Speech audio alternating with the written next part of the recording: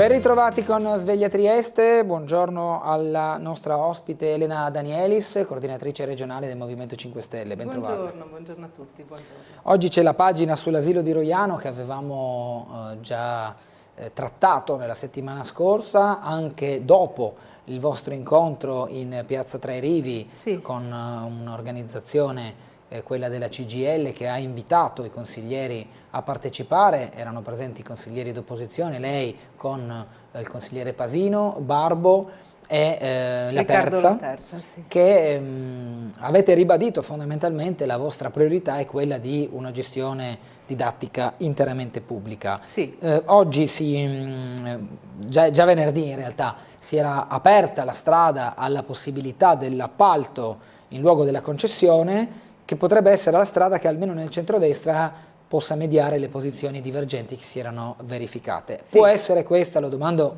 a questo punto per me a questo lei. è un compromesso al ribasso, nel senso l'attività didattica, l'educazione è un'attività caratterizzante del comune, no?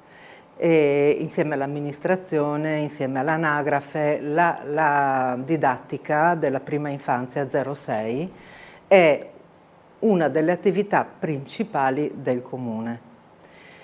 Dare in outsourcing le attività principali è una cosa che non sta nel cielo né in terra, neanche nella cultura aziendale, non necessariamente nella cultura della pubblica amministrazione. Ormai sono 30 anni che vengono fatti outsourcing sui servizi pubblici. Parlando solo di asili, abbiamo dato già in outsourcing le pulizie, le mense con tutto quello che ha comportato, tutti i servizi di manutenzione, il personale ausiliario. Dare proprio la didattica, cioè le maestre in outsourcing, è una cosa che non sta né in cielo né in terra. Per di più, questa struttura, quella di Roiano come quelle che sono ancora in fase di realizzazione di San Giovanni, sono strutture completamente realizzate con soldi pubblici, attrezzate con soldi pubblici, arredate all'ultimo sviluppo della didattica con soldi pubblici, e nella prima delibera, quella che parlava di concessione, venivano letteralmente regalate al privato, che metteva a disposizione del pubblico la metà dei posti e gestiva privatamente l'altra metà. È ovvio che le opposizioni insorgono, ma non solo le opposizioni, dovrebbe insorgere la cittadinanza, perché sta cosa non è accettabile, no? Ci sono una serie di ragioni tali per cui io sono partita dall'idea che è assurdo che vengano dati in outsourcing i servizi caratterizzanti. Però in realtà ci sono un sacco di altre ragioni, no? La ragione economica, quello penso sia. L'outsourcing non costa meno della gestione diretta, anzi spesso costa di più. Però sul lungo periodo intendiamo, no? Sì, sul lungo periodo, ma anche sul breve, nel senso che il privato necessariamente deve far profitto. Cioè, e quindi ricade sulle famiglie questo profitto. E dopodiché l'altro aspetto molto importante, ragione per cui si sono mossi i sindacati, è quello del lavoro. Parlando soltanto del comparto educativo, nel pubblico vengono applicati 2 contratti, o uno o l'altro. Nel privato ce ne sono una decina e non esiste nessun caso in cui il privato paghi di più o abbia un miglior trattamento in termini di ferie, di permessi, di malattie o di tempo di lavoro, conciliazione famiglia-lavoro. Cioè la situazione dei lavoratori è nettamente peggiore nel privato rispetto al pubblico. Questo è sotto gli occhi di tutti in qualsiasi ambito. Quindi quello che si sta cercando di fare è anche difendere i lavoratori della scuola. Sono quasi tutte donne. Una cosa buffa che c'era nella prima buffa, buffa, si ride per non piangere, ma nella prima delibera c'era letteralmente scritto che uno dei grossi problemi che avrebbe risolto dare in outsourcing la gestione dell'asilo era quello della maternità delle maestre, come se questo fosse un grosso problema. Perché diceva anche l'altra volta Cason, nel privato copre una cassa, invece nel pubblico ne copre un'altra, mi pare che sia così il discorso. Ma no, non è cioè, un dettaglio. Noi dobbiamo tutelare la maternità, è un diritto fondamentale, no? E che un comune, una pubblica amministrazione dica una cosa del genere è assurdo, cioè è surreale.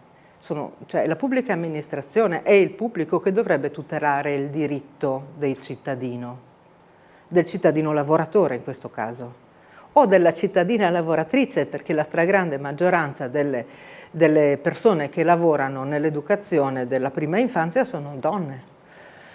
E, insomma, tutta una serie di aspetti negativi legati a questa delibera e legati a quella che è evidentemente un'intenzione politica, che è quella di mettere in outsourcing tutto il servizio, perché si parte da Roiano ma si arriva a San Giovanni e pian piano alla gestione di tutti gli asili. Come avere un precedente, insomma. Sì. Le leggo un paio di mail. La prima dice: sono Maurizio. Mi farebbe piacere che qualcuno facesse chiarezza sul fatto increscioso di vedere la bandiera delle terre friulane sventolare davanti all'ospedale Maggiore. È da più di un mese che aspetto di sapere qualcosa. Se non ricordo male, questa segnalazione era giunta a Umberto Bosazzi una mattina, probabilmente dello stesso Maurizio, il quale aveva provato a contattare qualcuno dall'interno dell'azienda sanitaria, che però non aveva in quel momento conto di come mai ci fosse quella bandiera piuttosto che un'altra. Adesso il buon Umberto è in ferie, quindi vediamo se magari io, mandandogli un messaggio, capisco se da parte sua ho ottenuto qualche informazione in più. Mentre un'altra mail dice: torniamo a segnalare che il tratto di viale 20 settembre da via Rossetti a via Zovenzoni, coperto da una ZTL, viene sistematicamente ignorato e il tratto di viale in oggetto, pur zona pedonale, è diventato ricettacolo di decine di moto e motorini. Tanto non esistono controlli né tantomeno multe, scrive un telespettatore. Il problema del traffico, della gestione dei parcheggi a Trieste è serio, e aggravato poi in centro dalla chiusura del Molo Quarto, no? A cui non è stata data una risposta efficace. L'unico lato positivo è che pian piano i triestini si stanno abituando a spostarsi a piedi, quantomeno se devono andare in centro, o almeno io lo faccio. I mezzi pubblici a Trieste funzionano piuttosto bene, si possono utilizzare. L'unico gap è quello notturno, no? Dopo mezzanotte non c'è più nulla e quindi uno si deve organizzare coi taxi, ma se si potesse organizzare... No, non è vero, c'è l'autobus a chiamata, no? Ah, ok, c'è l'autobus a chiamata che però non copre ancora tutte le zone, per esempio la mia no. E quindi sì, direi che pian piano forse riusciremo a coprire anche questo gap, che l'unica risposta possibile è quella di rinunciare all'auto, quantomeno in centro. Altra mail dice: buongiorno, chiedo alla signora Danielis, che fa parte del Movimento 5 Stelle, quanti triestini sanno che esiste una sede del movimento per recarsi e per avere informazioni? Nessuno, perché non abbiamo ancora dato ufficialmente notizia dell'apertura, degli orari di apertura della sede, che saranno comunicati a breve. Tenete conto che la sede del movimento è autofinanziata dagli attivisti, che è gestita dagli attivisti, per cui, essendo tutto lavoro di volontariato, bisogna trovare le persone che sono disposte a spendere quel tempo per tenerla aperta. Quindi ci stiamo organizzando, però a brevissimo comunicheremo gli orari. Dove si trova comunque? Via Gambini, è in via Gambini. Ok. Dunque, poi vediamo se c'è altro, non vedo altre mail al momento. Mi diceva però prima di cominciare che c'è stata una situazione in circoscrizione, nella sesta circoscrizione. Sì, io sono consigliera circoscrizionale, sono in sesta circoscrizione. Cosa è successo? Allora, ieri sera è successo un fatto secondo me gravissimo. Il presidente della sesta circoscrizione ha impedito che ci fosse un regolare e democratico dibattito prima di una votazione. È un argomento piuttosto sensibile perché riguarda direttamente una persona e le sue vicissitudini, per cui eviterei di parlare direttamente del fatto in sé, però l'aspetto grave è che inaspettatamente, al momento di trattare il punto all'ordine del giorno, il Presidente ha detto che lui non avrebbe accettato interventi e dibattiti sull'argomento per non turbare la serenità del voto. Ora, il ruolo del consigliere è proprio quello del argomentare e dibattere i propri punti di vista. E non v'è ragione di pensare che un consigliere possa essere turbato da un dibattito democratico. Quindi la cosa secondo me è gravissima. Uno, non c'è nessun regolamento dove ci sia scritto che il Presidente può fare una cosa del genere. È un abuso di potere, è letteralmente un abuso di potere. E due, viene negata quella che è la funzione principale del consigliere.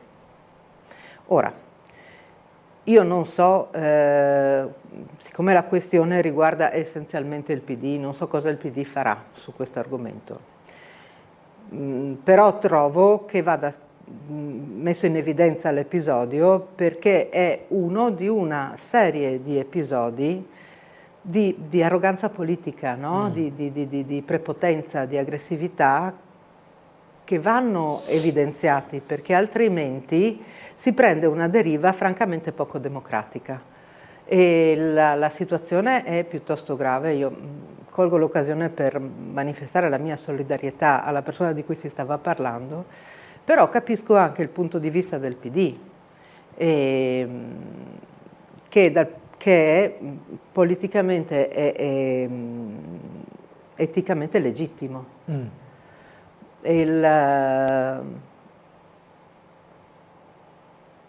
Quando si parla, come nel caso in questione, della decadenza di un consigliere che non si presenta da 2 anni in consiglio, a prescindere dai motivi personali, che so essere gravissimi, però capisco che il partito in questione abbia necessità di, anche per dare risposta al mandato ricevuto dagli elettori, di sostituirlo, no? Senza drammi. Sì. Io sono convinta che se il consigliere mancante da 2 anni fosse stato un consigliere di centrodestra l'avremmo sostituito da tempo, ecco, a prescindere dalla situazione personale. Quindi c'è dietro, secondo lei, una sorta di strategia politica? Cioè il sapere che c'è un voto sempre perso? Sì, ok. Anche sostituendolo la minoranza resta minoranza, sì, okay, no? Cioè, i consiglieri di maggioranza hanno 11 voti, noi attualmente ne abbiamo 8, con un consigliere in più presente ne avremmo 9, non cambia nulla. La maggioranza resta maggioranza.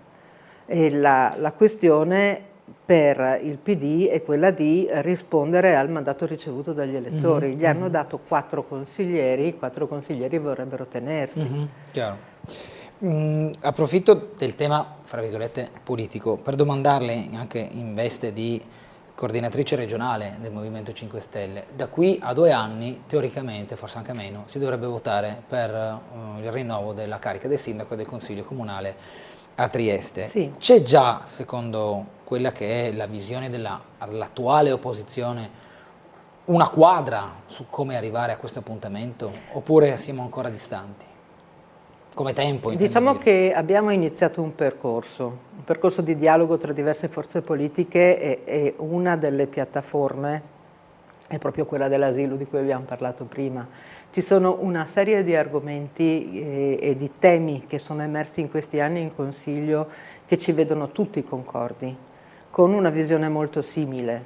Lievi differenze tra una cosa e l'altra, tra una forza e l'altra, ma l'obiettivo è quello di creare prima una piattaforma programmatica, cioè essere d'accordo su temi e obiettivi, e poi vedere come gestire il proseguo. È un dialogo che è iniziato, Noi troviamo tantissimo, come 5 Stelle troviamo tantissimi punti di contatto, ad esempio con Adesso Trieste o con le forze più a sinistra in questo momento, soprattutto si trovano punti di contatto sulle questioni ambientali, sui diritti dei lavoratori, su tutti i temi su cui siamo estremamente allineati. Ma abbiamo ottimi punti di contatto anche con il PD o con Punto Franco. Adesso stiamo lavorando per mettere giù le fondamenta. Ecco. Quindi lei dice comunque che in virtù di questa affinità già abbastanza rodata, creare un programma condiviso non sarà così complicato. Io penso che ci sono dei punti dove ci verrà piuttosto semplice. Come è sempre il diavolo nei dettagli, no? Esatto. Quindi vedremo di smussare eventuali piccole differenze. Però io credo che questo sia un percorso ovvio e avviato. Ecco. Dove secondo lei c'è da lavorare ancora? Ma sì, manca un anno, abbiamo iniziato, abbiamo già preso contatti, su questo per noi sta lavorando Paolo Menis, perché il suo ruolo è il coordinatore provinciale. Sì, no, chiaro. Però è già parecchio, soprattutto perché facciamo già parte di piattaforme condivise, no? Come il Comitato 25 Aprile, partecipiamo già in modo coordinato alle attività che ci vengono proposte ad esempio dalla CGIL quindi ci sono tutta una serie di occasioni di trovare punti di contatto e affinità. Ecco. Quando si parla di elezioni, soprattutto di enti locali di questo livello e comuni, insomma, molto spesso è il nome, no, che fa... Sì, cioè, adesso, sì. senza Però c'è tempo per trovare un penna. nome, no? Certo. Cioè, l'abbiamo visto negli anni come il nome di un candidato aiuta talvolta di più del singolo partito o della somma delle coalizioni che si mettono in appoggio a, non dico tutte perché insomma sarebbe riduttivo, però candidare una persona pur valida ma sconosciuta talvolta non paga.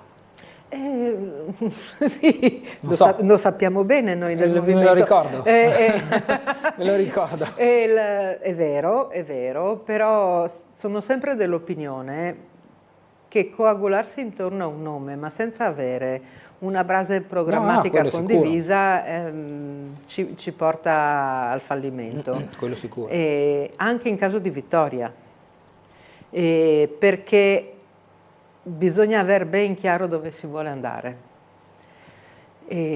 Quello che noi imputiamo al centrodestra di questi anni è proprio il fatto di non avere una visione, di non avere degli obiettivi chiari, di muoversi un po' alla cieca su tantissimi temi e questo è quello che vorremmo evitare ai cittadini in caso ci scegliessero, no? E vorremmo potergli dire quella è la direzione che intendiamo prendere, siamo tutti d'accordo per andare di là ed è un processo che va fatto nel tempo, prima di capire chi poi sarà la bandiera, la persona che terrà la bandiera. Chiaro. È chiaro che ci servirà un candidato noto, visibile e popolare, ovvio, però per il momento i temi sono ancora quelli che tengono banco. Le domando però anche su determinati grandi progetti, cioè un domani presentarsi alle elezioni e parlare di Portovecchio, per fare un esempio, in quali termini un gruppo nuovo, per dire, domani potrà incidere su un percorso già avviato? Poco. Ecco. Il problema è questo, i percorsi già avviati, per i quali sono stati firmati accordi, contratti, programmi, sono molto difficili da fermare o da modificare, senza incorrere in tutta una serie di problemi che poi ci porterebbero tutti davanti alla Corte dei Conti. Sì, okay? Sì, chiaro. Però non è impossibile incidere in tutto o in parte, no? è possibile poi trovare degli ammorbidimenti, degli accorgimenti. Una delle cose che imputiamo alla gestione di Porto Vecchio è quella di aver dimenticato l'interesse dei triestini. Cioè si vuol creare un'isola del lusso con residenze, con servizi, con spazi aperti, dove i triestini non hanno asilo o poco o niente, no? Dove la famiglia triestina non potrà comprare appartamento perché sarà fuori dal budget possibile di una famiglia media locale, e dove le spiagge saranno costosissime, dove gli spazi verdi saranno di pertinenza dell'insediamento. È complicato. Noi pensavamo a un'area di sviluppo.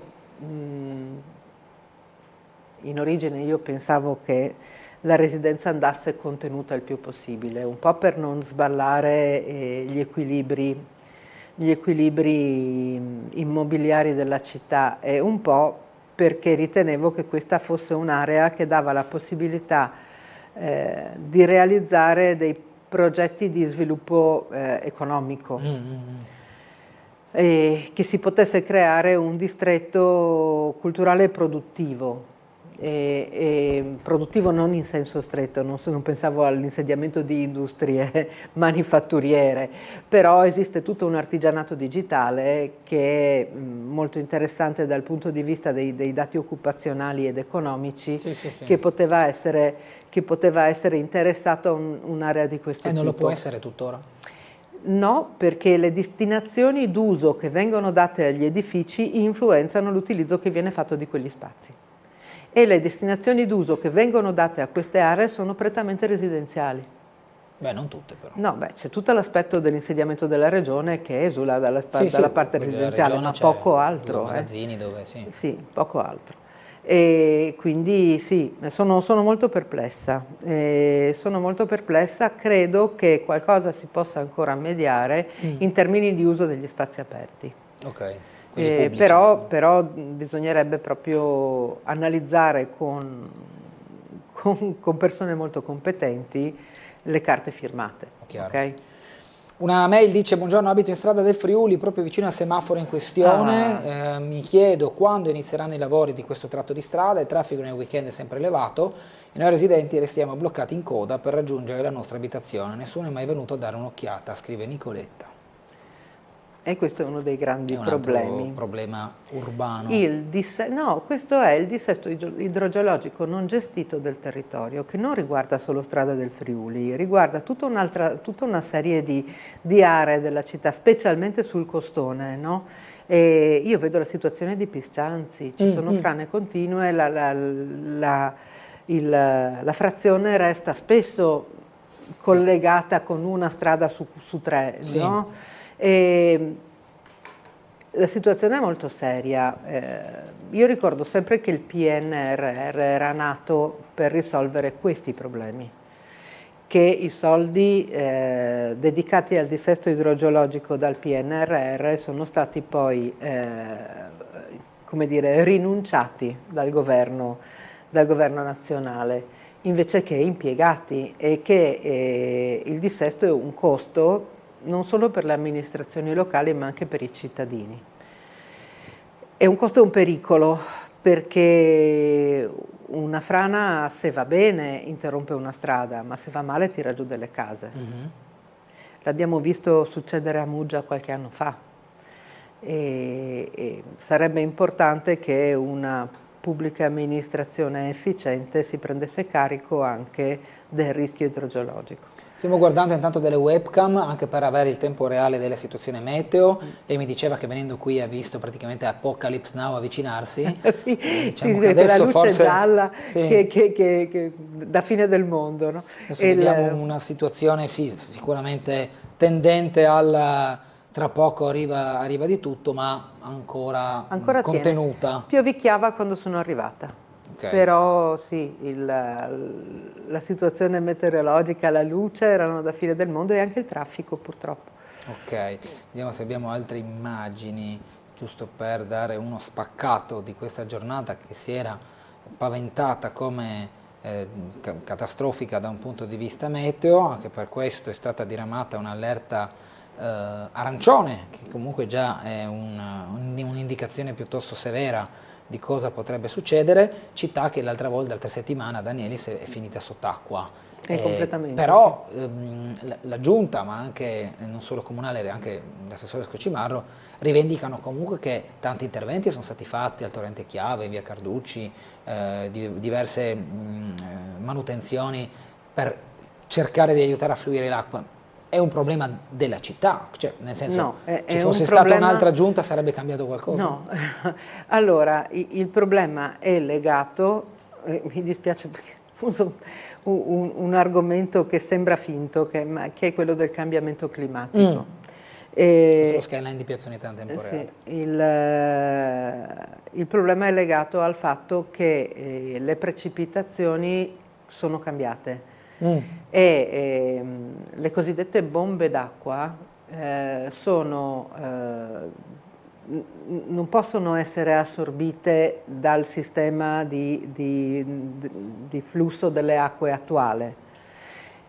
È necessario ripensare il sistema dello scarico delle acque, è necessario ragionare sulla nuova situazione e in prospettiva, perché non stiamo andando a migliorare, stiamo andando a peggiorare, avremo sempre più acque alte, il livello del mare crescerà, le precipitazioni saranno violentissime. Abbiamo bisogno di ripensare gli strumenti che abbiamo, non di mantenere quelli che c'erano e che sono stati progettati nell'Ottocento, con una situazione climatica completamente diversa.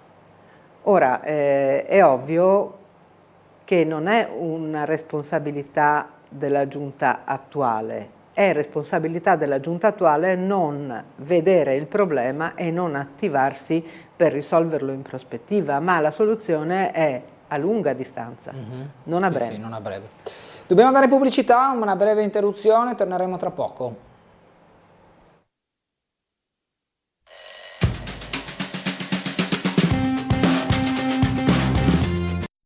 In diretta con Sveglia Trieste, nostra ospite oggi Elena Danielis, coordinatrice regionale del Movimento 5 Stelle. Andiamo a sentire una telefonata. Buongiorno. Buongiorno. Prego. Buongiorno a lei, buongiorno al suo ospite. Qua parla Maria Giovanna, buongiorno. Buongiorno, prego. Io ultimamente sento solamente parlare di turisti, è come se il cittadino non esistesse. Si parla di triestinità riguardo a una Miss Italia, ma non si parla di triestinità nell'abitazione, nel vivere queste città. Siamo definiti gente, non siamo poi. Mi scusi, ma la cosa mi rende molto, mi sta molto a cuore. Sì. Allora, per quanto riguarda il Porto Vecchio, sì, io mi trovo a fare un paragone molto triste, ma con la Striscia di Gaza. È come se tutti avessimo una Striscia di Gaza. Cioè è fatto pochi lotti per pochi eletti ed è una cosa per me indicibile. Il Covid ci aveva dato un insegnamento, che comunque le cose dovevano essere sparpagliate. Adesso si accentra tutto in una maniera indicibile, siamo tutti là, tutti dobbiamo andare là. Cioè è una cosa pazzesca. Cioè, io proprio veramente, anche il centro città è piccolo, ma siamo tutti là, ci scontriamo, ci sono anche i bambini che vanno sul triciclo, sul piccolo monopattino, sui marciapiedi, cani, c'è guinzagli lunghi, non si sa neanche dove camminare e siamo meno, perché oltretutto non siamo gli abitanti che eravamo anni fa. Domando scusa, ma non vorrei che facessimo la fine, e Venezia ne è un grande esempio, perché Venezia ha cominciato a vivere di turismo e sta morendo con il turismo. Scusatemi, ma è uno sfogo. No, Grazie. si immagini, grazie. Arrivederci. Grazie, buongiorno, buongiorno. Beh, Venezia sta diventando abbastanza problematica. Sì, Venezia sotto è questo diventata un aspetto. Luna Park tranne pochi quartieri. Venezia è la mia seconda città, io ci ho studiato, no? Per cui la vivo molto male sta cosa. E la signora ha toccato una quantità di temi. Sì. Che non so se riesco a toccare tutti. Allora, in primo luogo il fenomeno che lei ha individuato si chiama gentrificazione ed è quello che colpisce le città turistiche. Sì. Il primo effetto è sotto gli occhi di tutti ed è l'aumento del costo dell'abitare, sia in termini di affitti che di prezzi delle abitazioni in vendita. E soprattutto in alcune zone della città, il centro storico, i quartieri con vista mare, queste cose qui. Questo però sta già rendendo impossibile per le giovani coppie triestine trovare un posto dove andare a vivere, perché è complicatissimo. I giovani triestini neolaureati col primo lavoro non trovano casa, a meno di non adattarsi a situazioni da studenti di coabitazione.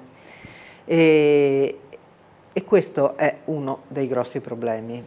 L'altro è la gestione del centro cittadino. Noi vediamo che non è possibile andare in città in macchina, continuo a dire che per me è un lato positivo, ha un lato positivo, però se uno ha difficoltà di movimento ed era abituato a spostarsi per andare in centro con la macchina o magari abita come me in una zona un po' impervia dove non è semplicissimo raggiungere la fermata dell'autobus, oggi è un problema perché in centro non parcheggia. La città è piena, è vero, è pienissima di turisti, questo ha lati positivi e lati negativi. Io sostengo da tantissimi anni che quello che Trieste dovrebbe fare è fare un ragionamento sul tipo di turismo che vuole e svilupparsi e sviluppare servizi in funzione del tipo di turismo che vuole o al quale è evocata, perché non è necessariamente vero che noi vogliamo un tipo di turismo che possiamo permetterci o che possiamo ottenere. Bisogna fare degli studi, bisogna capire che tipo di turismo è adatto a questa città e questa città può necessariamente, cioè può facilmente sviluppare. E poi strutturarsi per accogliere quel tipo di turismo e magari scoraggiarne degli altri. Ora il turismo di massa è il male. E lo vediamo. E lo vediamo perché distrugge tutto quello che vede, distrugge il senso dei luoghi, distrugge l'atmosfera dei luoghi. E noi questo possiamo offrire al turista, un'atmosfera, una suggestione, una cultura. Se noi ci lasciamo calpestare dal turismo di massa abbiamo chiuso i battenti.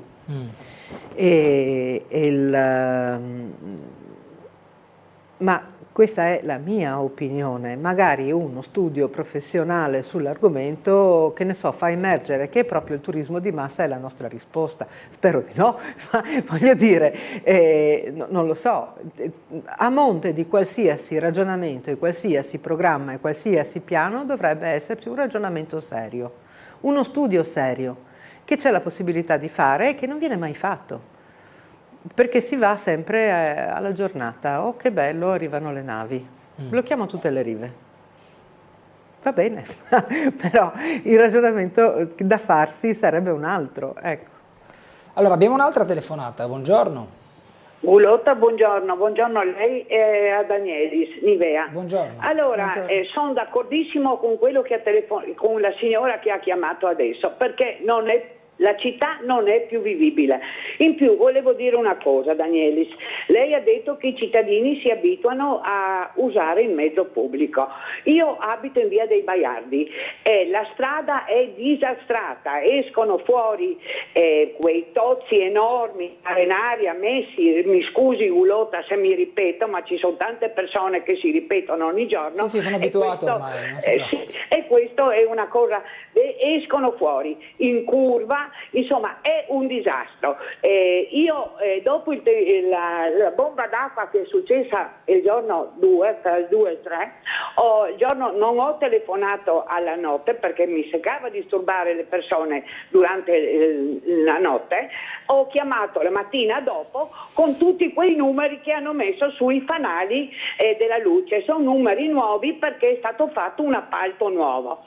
Allora, la prima volta mi hanno chiuso il telefono perché dicevano che non capivano cosa dicessi.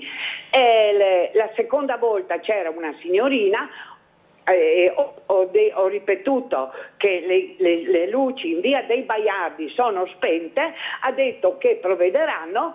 Ho passato la seconda notte al buio qui in via dei Baiardi. Danielis, non so se lei conosce la via dei Baiardi. Sì. Sì, ecco, allora siamo al buio, in mezzo al verde, ringraziando il cielo, ma in quel momento la via disastrata con buche enormi che si può rompere una gamba oppure un motociclista anche cadere. Allora io dico, i mezzi pubblici dove? In via dei Baiardi non ci passano, io devo andare fino in via Cantù per prendere un mezzo pubblico a qualsiasi ora, se non uso la macchina. Uso la macchina, devo parcheggiare, l'ultima volta che ho parcheggiato al mercato all'ingrosso per andare alla Cegas.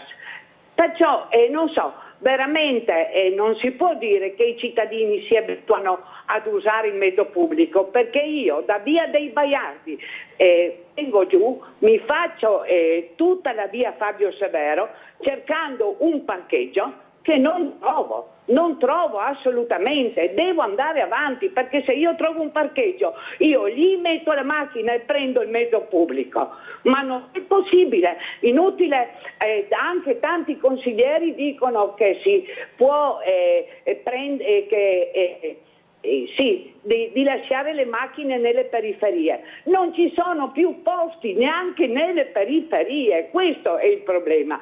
Siamo stanchi, io non so perché tanti anni fa ho raccolto tantissime firme, adesso a 79 anni presto non posso andare a battere le porte delle case per raccogliere firme, siamo veramente stanchi. Allora bisogna fare come ha detto Bucci una volta per televisione, che mi si è rivoltato lo stomaco, perché ha detto chi ha denaro abiti in centro città, chi non lo ha vada in periferia. Ma che discorsi sono questi? Ecco, io sono arrabbiatissima con i consiglieri comunali, la giunta, quelli dell'opposizione, quelli sì, vabbè, adesso mi sto è chiarissimo. Con tutti, non posso più, tutti noi non ne possiamo più qui in via dei Baiardi, perché sembra di lottare come Don Chisciotte contro i mulini a vento. Mi scusi Gulota e mi scusi Menis, Danielis, ma veramente sono molto arrabbiata ed è un eufemismo, mi avete capito? Sì, certo, grazie. Intanto allora, abbiamo visto da Google Maps via Baiardi. L'avevo detto un attimo fa, esattamente questo, no? Cioè, è chiaro che non va bene per tutti. La signora la capisco bene, io sto in via dell'Eremo.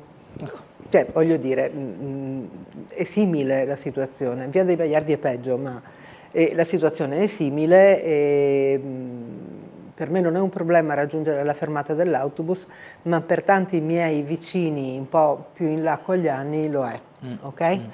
E quindi ci sono delle persone che è giusto che si muovano in macchina e non è a quelle che mi riferisco quando dico che i miei concittadini è importante che un po' si abituino ad utilizzare il mezzo pubblico, non tutti, non è una cosa generalizzata, se uno ha bisogno di utilizzare la macchina deve poterlo fare. E sono d'accordo con lei che la gestione in questo momento degli accessi al centro è assurda. E la situazione dei Baiardi è complessa, a parte la manutenzione stradale che è compito dell'amministrazione comunale, Non so cos'altro si potrebbe fare per migliorare la situazione, bisognerebbe vedere, e mi perdoni se non me lo ricordo, se esiste in progetto un parcheggio di cintura da quelle parti, perché nei progetti relativi al traffico c'erano 4-5 parcheggi di cintura, ma non ricordo, credo lì. Non da quelle parti. Non credo, non so.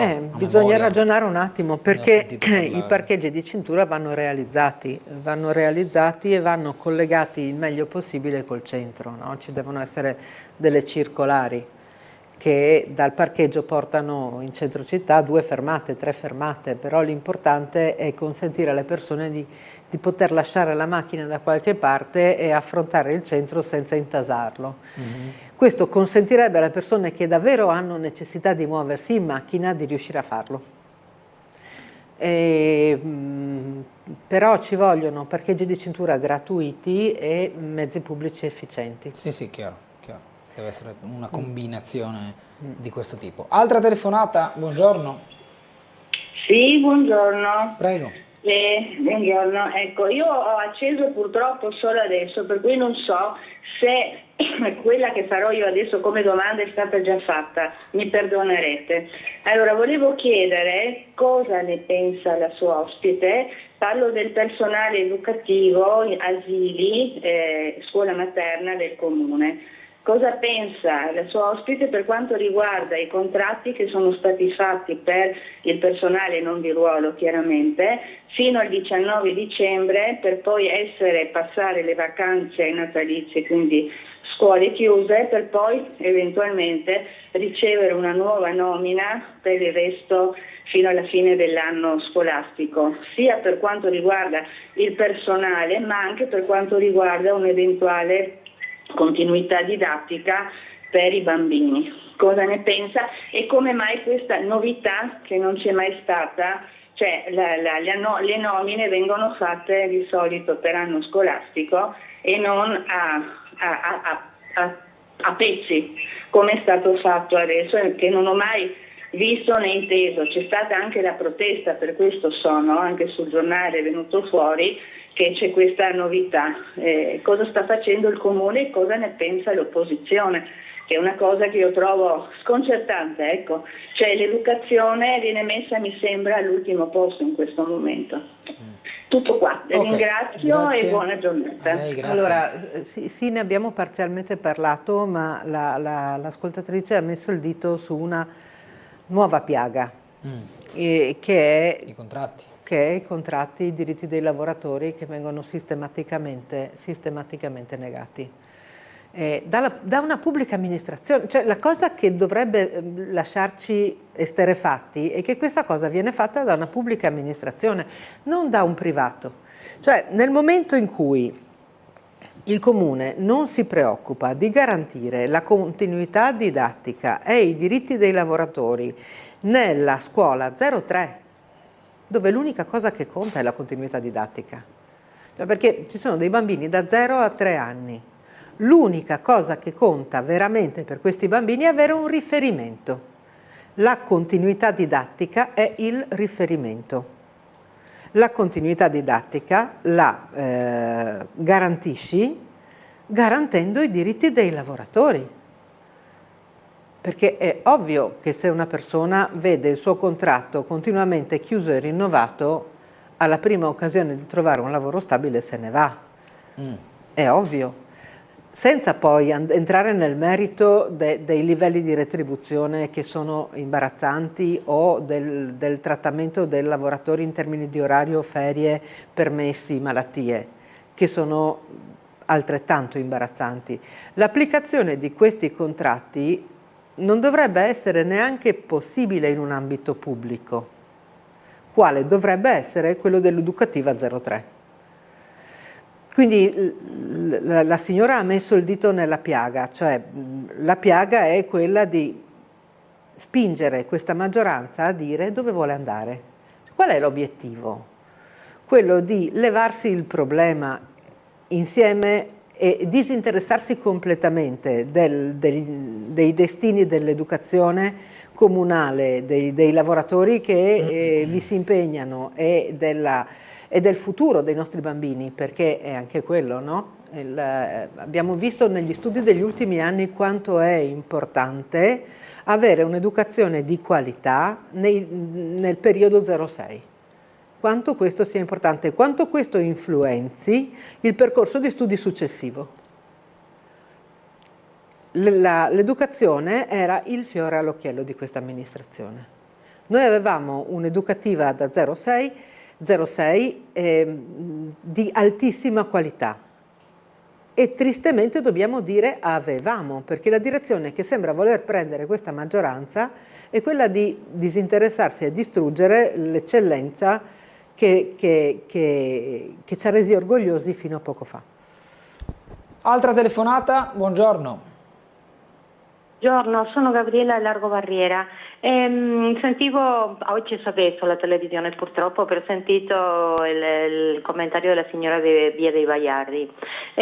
Sono tre cose che questa giunta dovrebbe copiare anche dai paesi limitrofi. Una, parcheggio in città, tutto a pagamento. Tutto a pagamento, in tutta Trieste a pagamento, perché abbiamo macchine abbandonate per le strade per mesi. Due, mettere le vie solamente per uso residenti, come hanno fatto in Slovenia. Voi vedete quando andate in Slovenia che ci sono quei cartelli fluorescenti che dicono 200 euro di multa si entra in quella via. E tre, le nuove costruzioni, e in quelle zone particolarmente non devono essere palazzini con tanti appartamenti, devono avere ogni appartamento 2 posti macchine, come fanno a Pola per esempio, che obbligano le case nuove a avere 2 posti macchina ogni appartamento di 100 metri quadri, e quindi così si eviterebbero di avere macchine per le strade parcheggiate, tutto, perché così non si può andare avanti con questo problema del traffico, delle macchine, e più mezzi pubblici. Grazie, quello sono 3 idee che ho visto in giro, no? Quello. Bene, grazie, buongiorno. Grazie. Grazie, sono d'accordo su tutto. Ho un dubbio sull'ultimo punto. Io vedo che questa città è maglia nera per consumo di suolo in Italia. Cioè noi dovremmo tendere a consumo suolo zero e quindi non realizzare nuovi edifici, piuttosto ristrutturare l'esistente. E non è semplice nell'ambito delle ristrutturazioni realizzare i posti macchina necessari di cui parlava la signora. Il problema dei centri storici è che non sono pensati per le macchine. E quindi di base è così. Il problema, quello è un problema che resterebbe. Alcune altre mail ci portano un po' di qua, un po' di là. Allora, una dice: i bambini hanno diritto a un servizio educativo pubblico e di eccellenza e il personale educativo deve poter contare su stabilità e condizioni che consentano di costruire un legame educativo stabile e duraturo. L'amministrazione pubblica ha la possibilità e la stabilità economica per garantire tutto questo? Sì, sì. Basta vedere quanto è l'avanzo di bilancio che regolarmente si ritrova a chiusura alla chiusura del bilancio l'amministrazione triestina. Di solito è una decina di milioni. Però viene detto dalla Giunta che quei soldi non possono essere trasferiti in attività di spesa corrente, cioè messe a bilancio. Allora, quelli lì sono i soldi che la Giunta non riesce a spendere, non riesce a spendere per sua inefficienza nella realizzazione delle opere previste. Ma la distribuzione delle risorse tra opere e spesa corrente viene fatta nel momento in cui si scrive il bilancio previsionale, ed è lì che la Giunta deve capire se e come destinare delle risorse a nuove assunzioni. Ora, negli ultimi anni abbiamo assunto un sacco di vigili di polizia urbana. Corretto, perché la polizia urbana era gravemente sotto organico. Però abbiamo assunto solo lì. Anche il sistema educativo è sotto organico. E per di più, nel momento in cui l'asilo di Roiano è stato consegnato, c'erano 2 graduatorie vigenti con almeno 100 persone in graduatoria che avrebbero comodamente potuto coprire l'organico dell'asilo. ok? Tra stabilizzazioni e persone in graduatoria. Ora, È scaduto questa graduatoria? credo di no, però non ci metto la mano sul fuoco perché non sono in consiglio comunale. No, no, certo. Ora, io sono dell'opinione che la cosa più semplice, immediata e logica e etica da fare sarebbe stato aprire 1 anno fa quell'asilo con un organico completamente comunale, assumendo le persone. E so per le analisi fatte dagli colleghi di opposizione in Consiglio che c'è spazio per poterlo fare, sia in termini di persone da assumere, perché anche lì l'amministrazione ha dei limiti, perché ci deve essere un rapporto tra spesa per personale e spesa generale, no? Però c'è ancora margine, quindi avrebbero potuto assumerli, e soprattutto non siamo un comune povero, siamo un comune ricco con delle ottime riserve, non particolarmente indebitato o per nulla indebitato, e abbiamo difficoltà a spendere i soldi che abbiamo. Ricordo che le pubbliche amministrazioni sono tenute al pareggio di bilancio, cioè devono investire in servizi e opere tutto quello che hanno. Se non spendono, non è che sono bravi. Non sono bravi, vuol dire che non sono riusciti a fare quello che avevano promesso di fare. Punto. Abbiamo ancora il tempo per l'ultima telefonata, poi dovremo andare in pubblicità. Buongiorno. Buongiorno a lei, suo ospite, sono Gino. Prego. C'è un'ipocrisia che però aleggia nell'aria quando parlano i politici. Cioè, noi abbiamo Maastricht, i dettami dell'Europa, che dice che lo Stato deve uscire da tutte le attività economiche, ci deve essere pochissimo Stato nell'economia, tutto deve essere dato ai privati, e la sanità, la scuola e i servizi, questa è la politica, e voi 5 Stelle avete favorito questa politica. Quando c'era il problema di dire facciamo un referendum se vogliamo rimanere o uscire dall'Europa, vi siete defilati. Volevo dire ancora un'altra cosa, che questa è di pratica invece. Piazza Largo Barriera, nel posto di attesa bus di fronte alla fermata della 48, dall'altra parte della strada, c'è un tombino bucato, rotto, con sopra un sacco di quelli rossi di sabbia, che è a 5 centimetri dal bordo delle marciapiede.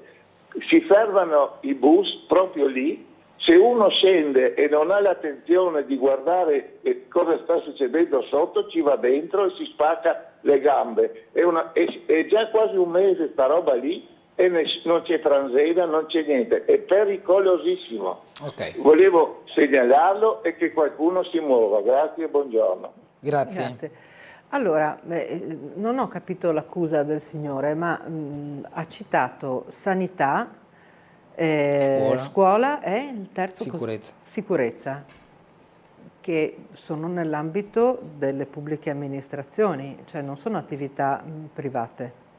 Credo che questo dicesse che queste devono restare nel pubblico. Io non avevo capito, ma siamo d'accordo sul fatto che queste debbano restare nel pubblico, completamente pubbliche, ed è la posizione che da sempre ha sostenuto il Movimento 5 Stelle. Noi siamo quelli che sostenevano il referendum per l'acqua pubblica, che giace da qualche parte inapplicato, no? Sì.